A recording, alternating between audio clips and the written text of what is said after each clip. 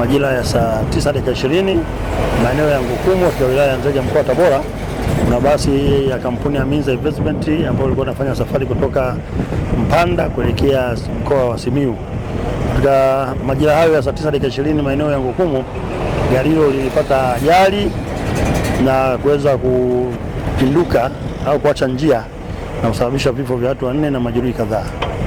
Chanzo hicho cha ajali baada ya kufika eneo la tukio, tumeona ni dereva kutokuwa makini na alishindwa kulimudu gari hilo na kusababisha gari kupoteza mwelekeo na kwenda njia nyingi tofauti na kusababisha gari kupinduka na kusababisha madhara ambayo nimeeleza hayo. Baada ya hiyo dereva amekimbia, lakini dereva mimi anaitwa Jafari Saidi ambaye ni mkazi wa mkoa wa Shinyanga. Kwa hiyo jeshi la polisi linaendelea kumfuatilia kwa kuwasiliana na mwenye gari kujua kumbukumbu za dereva zipi ili tuweze kumtia nguvuni na hatua za sheria zifuatwe. Mkakati huo mpya ni kama bado tunaendelea kufanya doria, kama unavyojua tumeanza doria, lakini tunachukua hatua madereva kama wa kipindi hichi cha mwezi Julai zaidi ya madereva 28 tumefutia leseni zao na tumekuwa wakali na tutoa onyo zaidi. Tunaendelea kufanya doria kuhakikisha tuna hali ya mkoa hasa katika swala la usalama barabarani na kwa liko salama.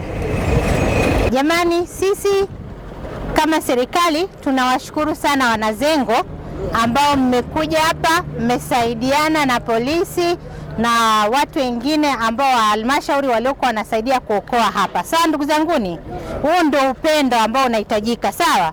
Kwamba sio kwamba mkiona ajali mnakimbia mnaanza kuokota vitu vya watu. Anyewe mmefanya vizuri, mmewasaidia majeruhi wameenda hospitali na watu wengine wamekaa vizuri, sawa? Na bado mmekaa hapa hadi muda huu.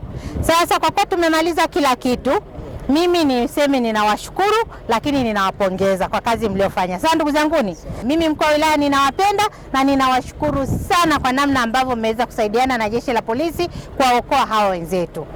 Nawashukuru sana. Tunashukuru mpaka saa hizi kazi imeshakamilika. Majeruhi na waliokufa wote wamepelekwa mahali panapohusika. Ilikuwa ngumu kwa kweli, shughuli ilikuwa ngumu sana, lakini tunamshukuru Mwenyezi Mungu, kila kitu kimeenda sawa.